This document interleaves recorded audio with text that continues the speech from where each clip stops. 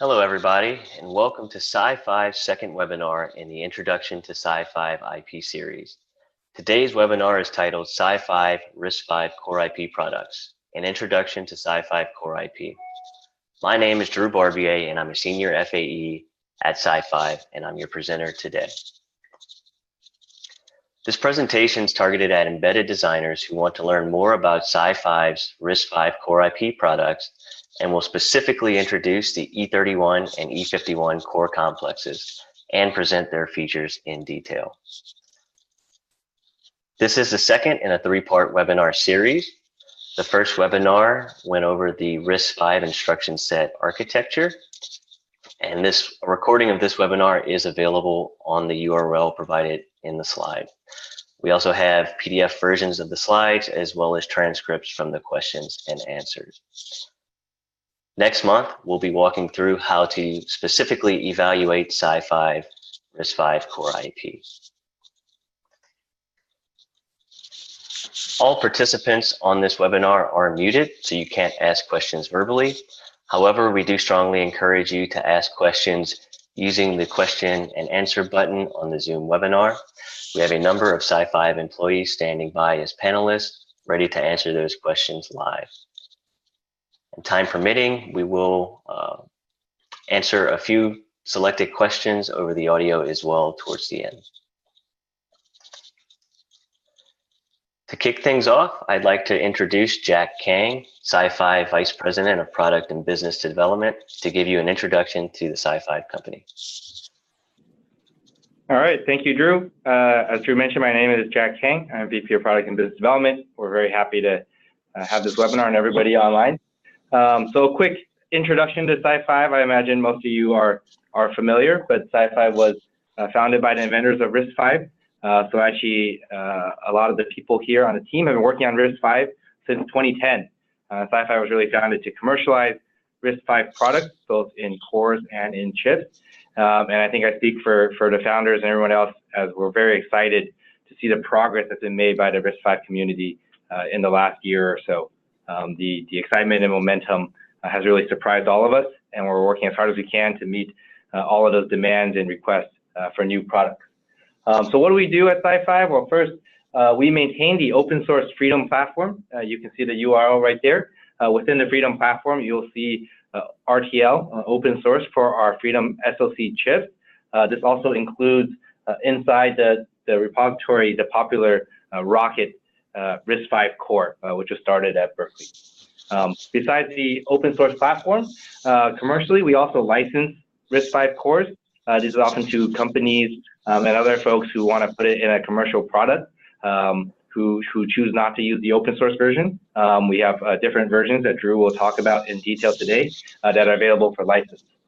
We also build custom SoCs based on the Freedom platform. In this case, we're working with system companies to deliver them custom RISC-V chips for their applications. That will probably be a topic of a future webinar series and not this particular one. And really, we believe in bringing the power of open source to hardware, something that has proven very successful in the software world. We like to apply those principles to hardware to see if we can do things a little bit differently and lead the semiconductor revolution. So in terms of products, on the left-hand side, you'll see our RISC-V Core IP. There's two series today, the E series and the U series. The E series is intended for embedded applications. We have both 32-bit and 64-bit embedded RISC-V CPUs. Drew is going to go over two of these today, the E31, which is our 32-bit core, and our E51, which is our 64-bit core. We also have a U series. The U series is a higher performing Unix-capable family. We recently announced the U54 MC, which is a quad-core 64-bit Linux-capable core. The U series supports virtual memory and intended for higher-end applications such as application processors, data center accelerators.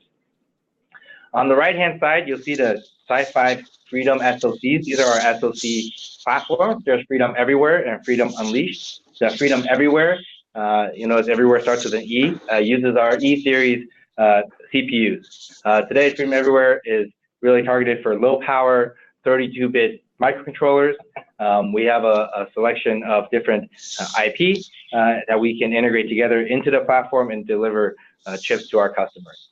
The Freedom Unleashed is a higher performance, it uses our U-series core, and it contains multi-core 64-bit SoCs, high-speed peripherals such as PCIe, Gigabit Ethernet, DDR3, DDR4, and the use cases for these type of custom chips is in storage, SSD controllers, networking, and other data center type accelerator add-in cards. So going back to the focus of today's webinar, which is on our RISC-V IP, SiFive is really focused on changing the IP business model, and that means not just working with RISC-V, but making the entire process much easier for customers, for engineers to look at, to play with.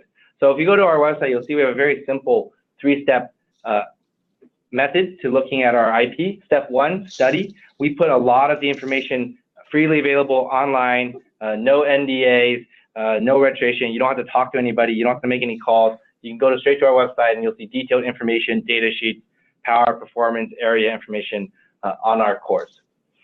Step 2, and evaluate, which we'll briefly talk about today, but really that's the focus of next month's webinar, is that from our website, you can directly evaluate our course. We provide FPGA Bitstreams, we provide evaluation RTL, we have what we call Freedom Studio, which is our Eclipse-based IDE that allows for very fast and easy debugging, benchmarking, and prototyping of your devices with our course.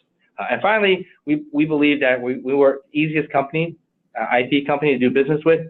We put our pricing directly online on the website. We have a simple 7-page contract license agreement that's also on our website. Everything that you can see directly if you do choose to license our IP. So it's as simple as 1, 2, 3. I think we're intending to make as much of this self-service as possible to encourage more exploration of RISC-V and our IP. So with that, I'll turn it back over to Drew, who'll go through the details of the E31 and E51. Thanks, Jack. Great overview. And so now, as Jack mentioned, we'll take a look at the E-series products from SiFive, specifically the E31 and 51. So the E31 is a high-performance 32-bit RISC-V microcontroller. It has an in-order 5 to 6 stage variable pipeline and is silicon proven in the most widely deployed RISC-V core. So this is the SiFive FE310 chip, which is the basis of the Hi-Fi 1 board that we made available back in the end of last year. When we deliver the E31 core complex as an IP product, we provide your choice of buses. So this includes the native tile link protocol that we use on our core complex. However, we can also bridge to any AMBA protocol, APB, AHB, or AXI. So the E31 is a small area and low power compared to other competing architectures and devices. And we think it's particularly well suited for high performance embedded systems with applications targeting smart IoT, wearables, or even general purpose microcontrollers. Taking a closer look at the E31 core complex. So we'll start with the block diagram in the top right of the slide. So when we deliver the E31 core complex as an IP product, the customer would receive everything in the gray box. So that includes the core itself, as well as the level 1 memory system with the physical memory protection unit, the instruction cache, and the data tightly integrated memory, or DTIM. It also includes a platform level interrupt controller and the Coreplex local interrupter for managing interrupts, as well as a debug unit and bus interfaces. And we'll cover all these blocks in detail in the rest of the presentation. So when we say the E31 is high performance in silicon, we have achieved over 320 megahertz using the TSMC 180G process. And this is in the FE310 silicon that I referenced earlier. And this delivers over 500 total DMIPS and over 870 total core marks. The E31 has a flexible memory architecture. So it has a level 1 iCache, which can also be reconfigured into an iCache plus an instruction tightly integrated memory, which we'll talk about later. It also has the data tightly integrated memory for fast on-core complex data accesses. And of course, off-core complex memory accesses through the system and peripheral ports. The E31 supports local and global interrupts with up to 271 total interrupts, and the physical memory protection supports 8 regions of protection. The table on the right has a few implementation points at a couple of different process nodes. And so I'll call your attention to specifically the 55 LP implementation. So the first blocks here talks about the E31 core complex area. And this is the entire E31 core complex, so it includes everything in the gray box. The only thing to take note of is that this implementation has 16 kilobytes of DTIM memory. So in 55 LP, this E31 core complex synthesizes in less than 0.6 square microns. At the same time, we're able to achieve well over 500 megahertz at a typical corner. And this delivers great performance per milliwatt at 20.8 DMIPS per milliwatt. The E31 core complex feature table, so I'm not going to read this table in detail, but it's here for your reference when the slides go online. But I'll call out a few things, specifically the architecture. So the E31 implements the RV32 IMAC RISC-V architecture. So this has the multiplication, atomic, and compressed standard extensions.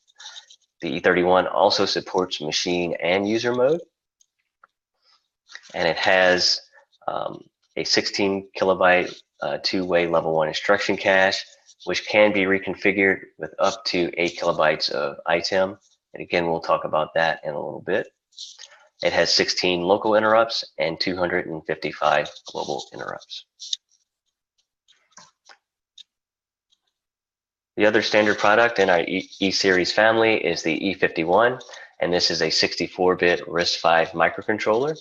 It has a very similar 5 to 6 stage and order pipeline, and this is the smallest 64-bit core on the market today.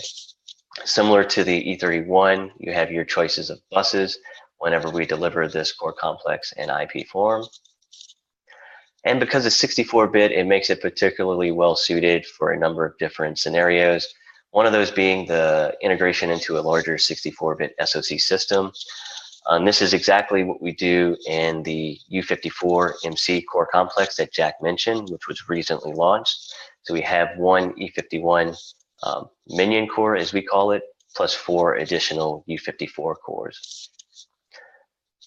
The E51 is also well suited for storage and SSD controllers, as well as some networking applications. Taking a little bit closer look at the E51 core complex, starting with the block diagram again on the top right, it looks very similar to the E31 core complex. However, the big difference being the E51 core. One thing I do want to point out is that the E51 still supports the RISC-V-C extensions. So being a microcontroller, code size is important regardless of whether you're 32-bit or 64 bits. And because we support the industry-leading RISC-V-C extensions, this gives us much smaller code size than competing 64-bit architectures. The E51 also supports an extended memory map, as it has 40 physical address bits. It also supports a larger number of global interrupts, giving us a total of 527 total interrupts. Looking at the same 55 nanometer implementation point, you can see the E51 core complex with a similar configuration to the E31 is able to be synthesized in just over 0.7 square millimeters. This is less than a 20% delta when compared to the 32-bit E31. At the same time, it's able to achieve the same frequencies of over 500 megahertz in a typical corner, and it has slightly higher performance due to its 64-bit architecture, giving us a little bit better 24.7 DMIPS per milliwatt score.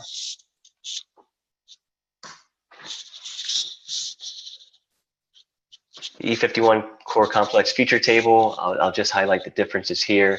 So first is the architecture. So it's going to be RV64 IMAC. And it also has additional global interrupts. So we have 511 global interrupts compared to the 255 on the E31.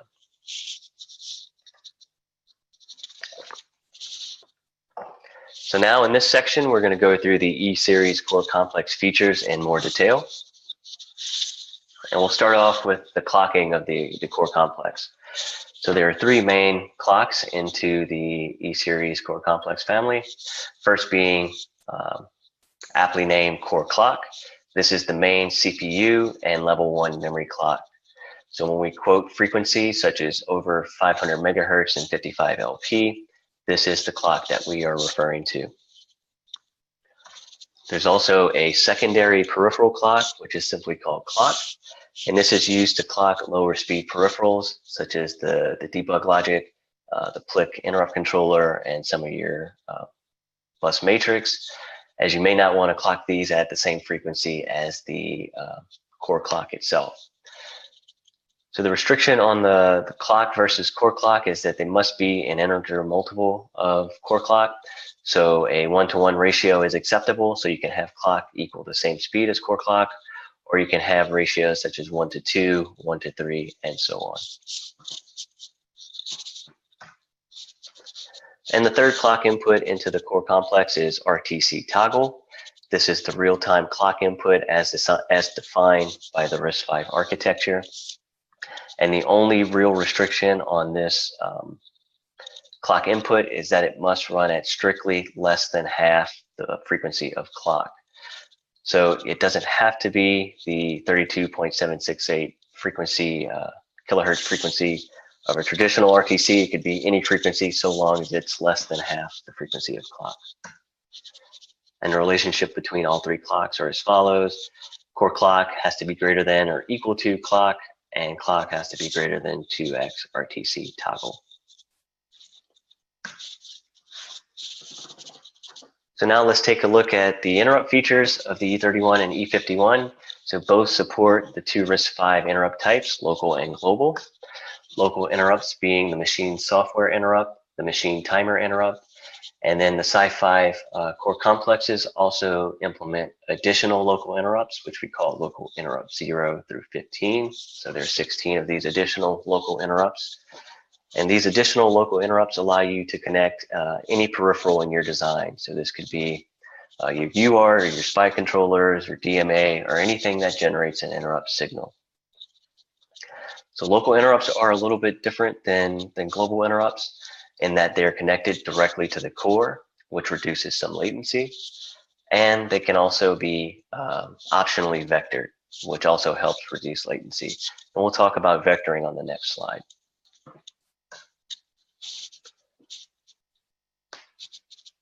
The E31 and E51 also support a number of global interrupt signals, and these are interrupts which get routed through the PLIC into from the PLIC generates a machine external interrupt signal into the core. So the PLIC gives you a number of features. First is that it allows for programmable priority levels and thresholds so that you can control which interrupts are generating interrupt signals from the PLIC. And also one thing to note is that the PLIC is in the clock domain. So the PLIC, it is possible that the PLIC is clocked at a different frequency than the core clock. So just keep that in mind. So the overall core complex prioritization of interrupts as follows. So local interrupts are the highest priority interrupts in the system, followed by machine external interrupts and your PLIC interrupts, followed by the machine software interrupt, followed by the machine timer interrupt, which is the lowest priority interrupt in the system. So let's take a look at local interrupts in more detail. So I mentioned that these can be optionally vectored, and the way you enable vectoring is by setting the least significant bit of the MTVEC CSR.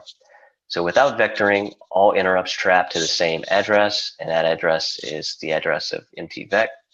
When you enable vectoring, interrupts trap to the address of MTVEC plus 4 times the exception code, whereas the exception code is defined in the mcause register, which we talked about in the first webinar.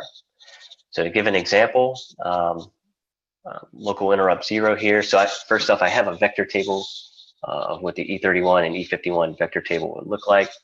And I do want to point out that the vector table is implemented or consists rather of instructions, not addresses. So each one of these vectors is a jump instruction to a specific interrupt handler. So let's take the example of local interrupt 0. So local interrupt 0 has an exception code of 16.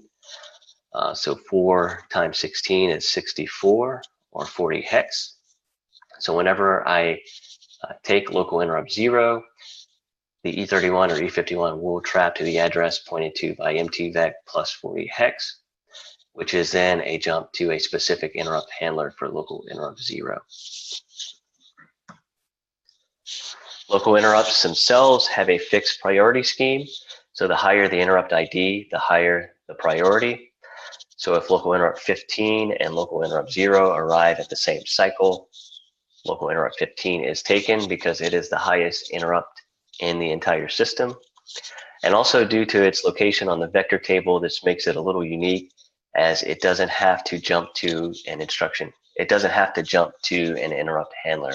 It can begin executing its interrupt handler code immediately.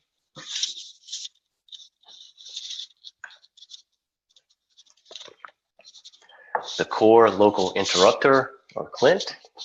The CLINT is used to generate the software and timer interrupts in the system. Specifically, it contains the mtime and mtime compare memory map CSRs. So the mtime CSR contains the number of ticks from the RTC toggle clock input that I talked about earlier. And the mtime compare register is used to generate a machine timer interrupt. So when the value of mtime is greater than or equal to mtime compare, the CLINT will generate the machine timer interrupt. CLINT also holds the machine software interrupt pending register, which is used to generate software interrupts into the core. One point I want to make about the CLINT is that it is multi-core scalable and consistent, has a consistent register map across all SiFive RISC-V Core IP. And what I mean by this is the E31 and E51 are single core devices, but in the U54 MC coreplex, for example, all 5 hearts in that core complex share one CLINT. So there is an MSIP register in the U54 MC core complex for each heart. So for heart 0, 1, 2, 3, and 4. And the same for mtime compare.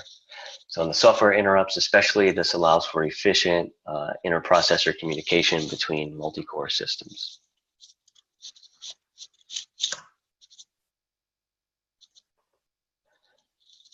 So local interrupts are a limited resource in the system. So the E31 and E51 only have 16 local interrupts.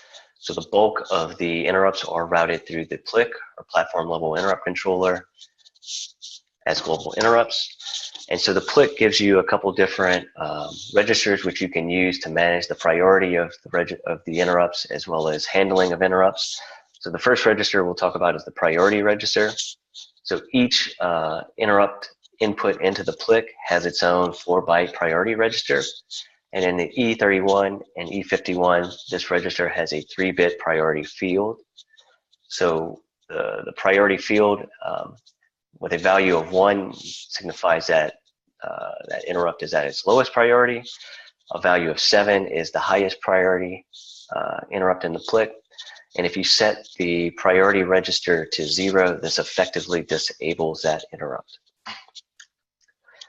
The PLIC also contains pending and enable registers, and these are bit packed registers which you can use to enable registers and interrupts for certain inputs into the PLIC.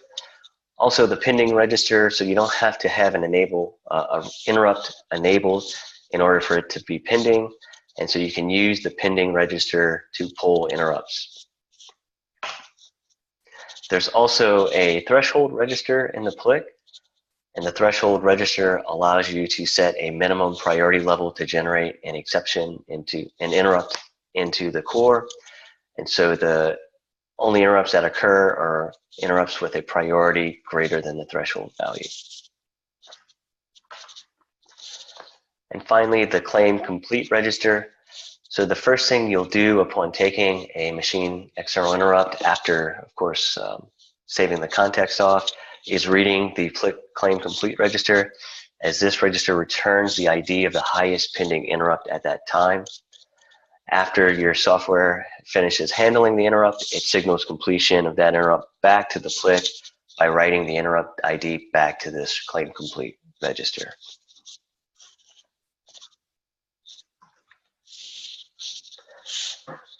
iCache reconfigurability. So by default, all core complexes boot with the L1 instruction cache enabling always. So there's no registers that you have to write to enable the cache, the L1 instruction cache on the E31 or 51. There's no invalidation procedure that you have to do upon reset. This all happens by default out of reset. The unique feature of the SiFive level 1 instruction cache is that it allows mapping of all or part of a cache way into the memory space dynamically. And so when this happens, we call this memory space the instruction tightly integrated memory, or ITIM. And the reason you would want to do this is for deterministic timing behavior. Caches are very flexible as they allow you to map in any cacheable address into a relatively small memory system. And the way it does this is by mapping in and mapping out certain address spaces into the cache. So if I go to access a memory address location that is not in the cache, there is some amount of time that it takes for the L1 cache to then go fetch that cache line from main memory. And so with the ITIM, I'm able to map all or part of a way into the address map. And when it exists in the address map, I am then free to use my software to map any instructions or data into this address range. And so instruction accesses into the ITIM space behave exactly as an instruction cache hit, except there is no possibility of a cache miss because this address range is guaranteed to be into the ITIM space. You're also able to store data in the ITIM address space, although data accesses to the ITIM address range do incur a slight penalty compared to data accesses to the DTIM address space. So let's look at an example of this. So I mentioned the E31 and E51 have a two-way instruction cache. So we are able to map an entire cache way into the ITIM address space. And so you can see here in the diagram, so we have a two-way instruction cache. We're then able to reconfigure one way 0 into the ITIM address space. So when that occurs, this ITIM memory range shows up in the address map, which we're then able to load instructions and data into directly. The remaining cache way acts as a direct map cache. So we don't have to reconfigure an entire cache way, and what that would look like in the same diagram. So we have a two-way instruction cache, but this time, let's say we only map half of an instruction way into the address space. In that case, we still have our ITIM mapped into the ITIM address range of 800,000. The remaining matching cache sets still act as a two-way cache. So you still have a two-way cache for these cache sets. And then the orphan cache sets then act as a direct map cache. So that's a pretty neat feature. So let's look at how exactly we do this. And it's actually very, very simple to create an ITIM. It's done simply by storing to it. So the ITIM size is actually determined by the address written to on allocation.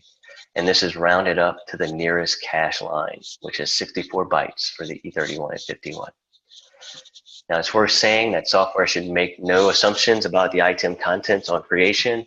So the hardware doesn't clear out this address space. It's up to software to clear this as needed. So let's look at an example. So again, this is a depiction of an E31 instruction cache.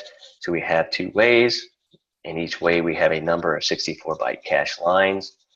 and the base address of the item address space in the E31 and E51 memory maps is 800,000. So let's say I want to create a 4 kilobyte item region. So I would then write to this address space at the address of 801,000, and this would in turn create a 4K item region in the address map. Now let's say I want to change this back to an instruction cache at a different point in time, at a time in the future. I can do this simply by storing a 0 to the first byte after the item region, and this automatically configures the space back to an instruction cache. So this is very flexible and gives you the power of either having a large instruction cache or part instruction cache, part very fast memory.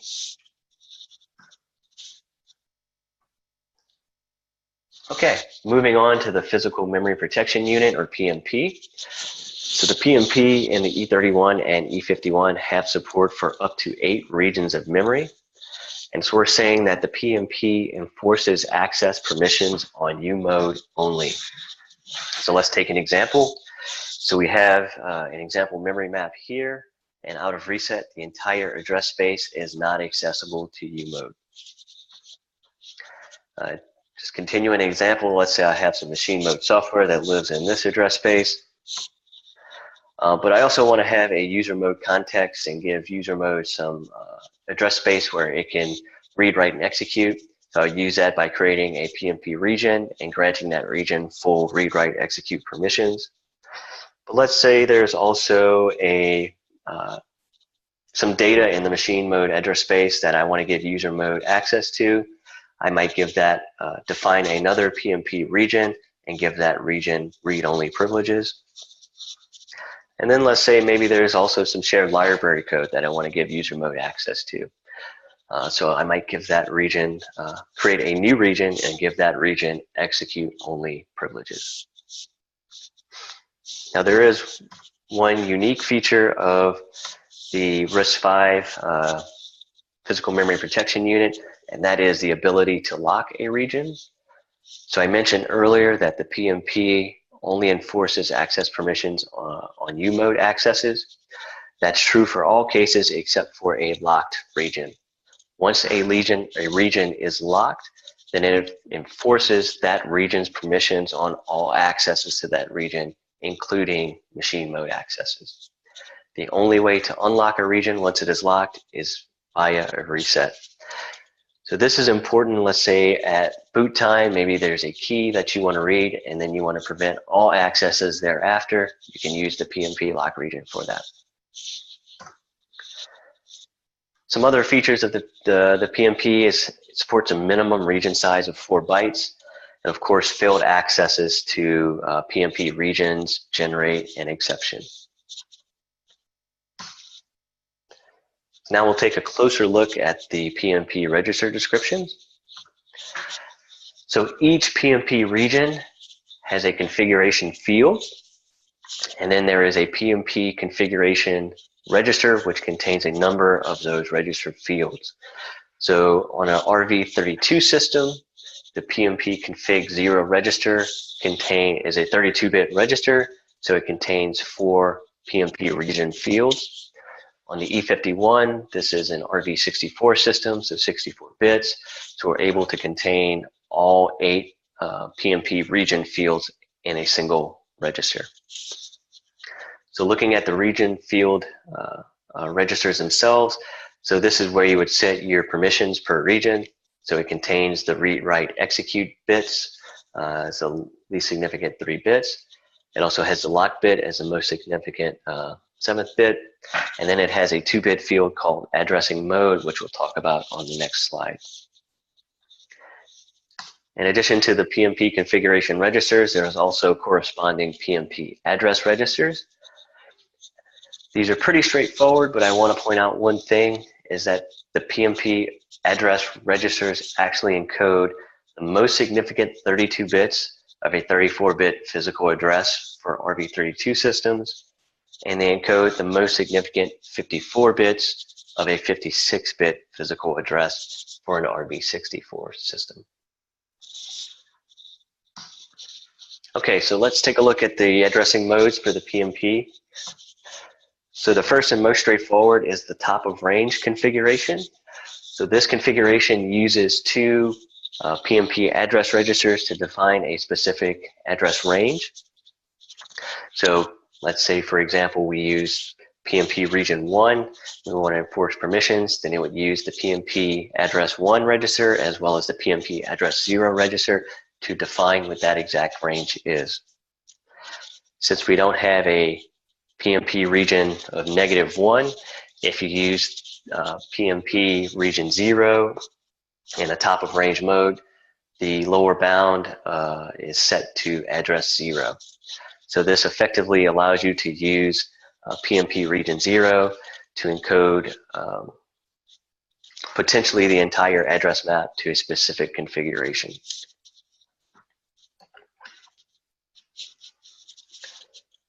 Another addressing mode is the naturally aligned power of 2 region. And this mode is interesting because it allows you to encode both the region base as well as the region size in the PMP address register. And so it does this by using the first 0 bit of the PMP address register to encode the region size in a form of unary encoding. So the region size is going to be equal to 2 to the power of the 0 bit position plus 3. And the region base is then encoded in the most significant bits above the first 0. Now this can be a little bit confusing, so I tried to include a worked example here, as well as some pseudocode, which you might want to use in your own examples.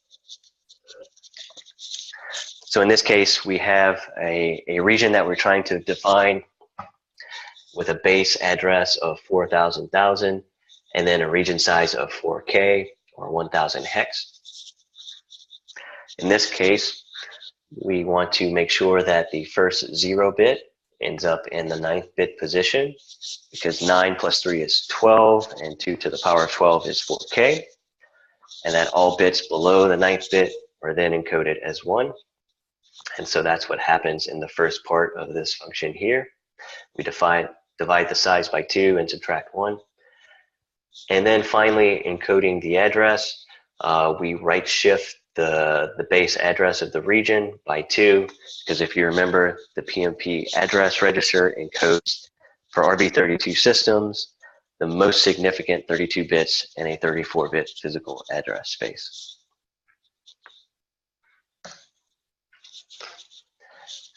Another neat feature of the naturally aligned power of 2 encoding is that it also enables for fast context switching, because it allows for a single write of the PMP address register is sufficient enough to map in an entirely new context.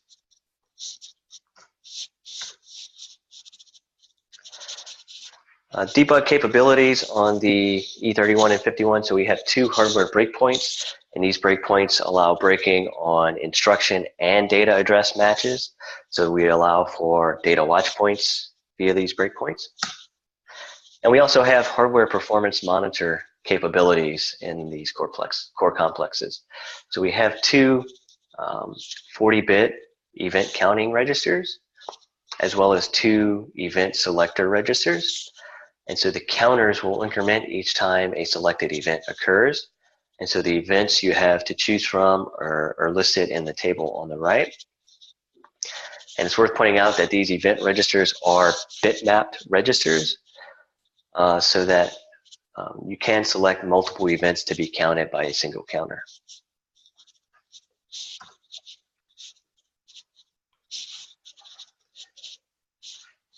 The core complex memory map and interfaces. So our E31 and 51 core complexes have compatible memory maps, and really across our entire RISC-V Core IP lineup.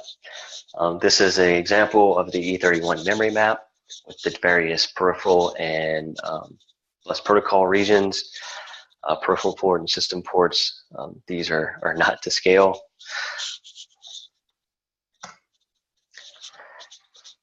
And so we mentioned we have 3 ports on each core complex. So we'll briefly mention each here. So the peripheral port is an efficient, low bandwidth bus that supports RISC-V atomic instructions. This is typically used for low-speed peripherals like your serial devices, for example.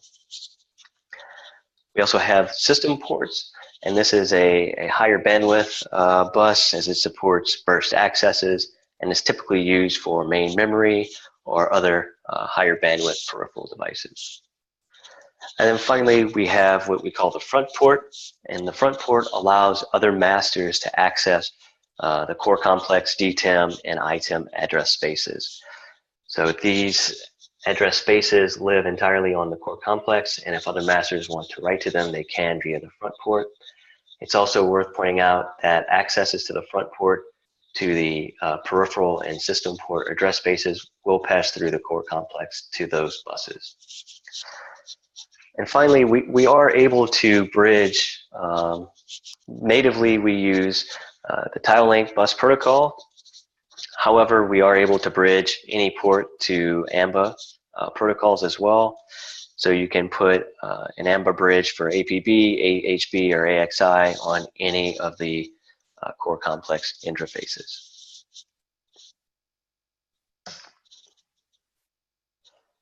So the E31 and E51 are available for evaluation today directly from our website, as Jack mentioned.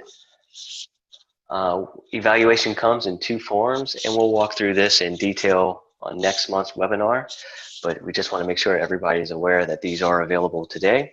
And the first being an FPGA bitstream evaluation of the E31 and E51. So we build FPGA bitstreams around the Digilent RD board, which is a low-cost FPGA development kit. And here we take the core complexes and then wrap them with other SiFive peripherals, like the quad SPI controller, the GPIO, the UART, and the pulse width modulator. This FPGA evaluation is also able to be targeted by a Freedom Studio IDE, so you can quickly get started writing code and testing out the tools as well. It's also possible to evaluate RTL as well, Verilog RTL. And this is fully functional synthesizable Verilog. It allows you to synthesize the E31 and the E51 in your exact environment, giving you the most accurate power, performance, and area results for your specific design. And so these evaluation licenses are automatically done. It's really a pretty nice interface we have on our website. So you create a what we call a developer dashboard account. And once you request the license, we automatically send you a DocuSign. And once the DocuSign is signed, we automatically enable those deliverables on your developer dashboard. So there's no interaction with a person. You don't have to call me or Jack. This all happens instantly via the developer dashboard. And the same is true for the FPGA evaluation as well. Okay, so now I think there were a number of questions that you guys have asked during the presentation, and I've asked some of the panelists to send me a few to answer live on the webinar, so I'll just check my chat for that.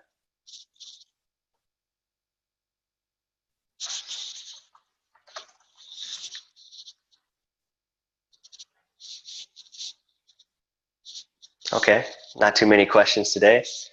That's okay. So this webinar, so as I mentioned, this was the second in a three-part webinar series. The first part was an introduction to the RISC-V instruction set architecture. We have a recording of that webinar on our website. This webinar was also recorded and will be posted on our website as well, along with the PDF version of these slides. And then next month, we'll take a look at evaluating SiFive IP. So we'll actually pull down the FPGA bitstream and the evaluation RTL and walk through an example evaluation. We also have a number of resources. This is the same resources that I linked to in my previous webinar, but I like to have it here just for reference anyway. And that concludes the webinar. I think we're a little bit early, so if there are any questions, please feel free to ask in the chat, and we'll discuss them here. Okay, I do see one question. What is the relationship of Rocket Chip repository and the core described here? So the E31 and E51 are specific implementations of the Rocket Chip repository. So we maintain a version of that at SiFive. And in addition to that, we also wrap this with a support license as well as some additional deliverables, test benches, and things like that, which the user can run. So not everybody is comfortable with pulling down and configuring an open source deliverable, especially one as complicated as Rocket Chip.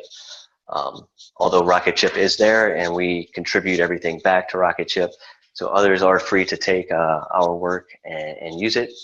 However, for commercial organizations who want a support agreement and things like that, that's one of the main benefits of licensing through SiFive. Any other questions?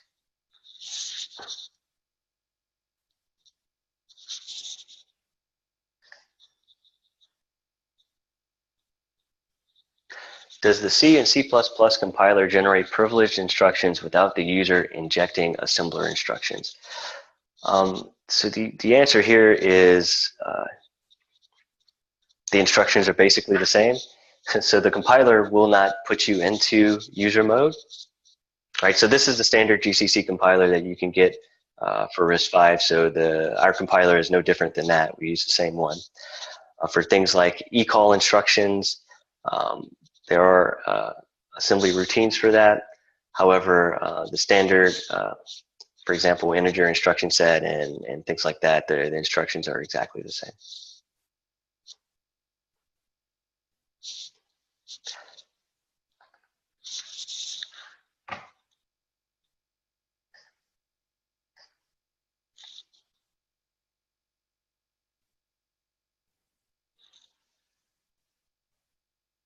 Okay. Any other questions? And we'll type up answers to these questions and provide a transcript to the answers to these questions in when we post these on the website. Okay, we have another question. Are we going to present the U-Series in the future webinars? Most likely so. We haven't scheduled those yet, but a lot of the things really that we talked here today are very similar, especially in regards to the PMP and the ITEM and things like that. However, there are a bunch of things in the U-Series that we can cover as well. So I imagine we probably will.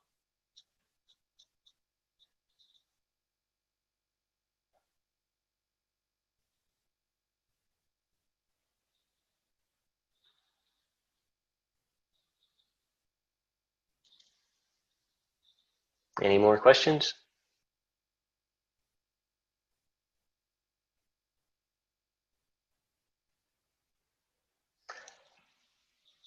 All right, well, that concludes our second webinar. I hope everybody enjoyed it, and we'll probably make a forum post and some social media posts about when this webinar recording is available on our webpage.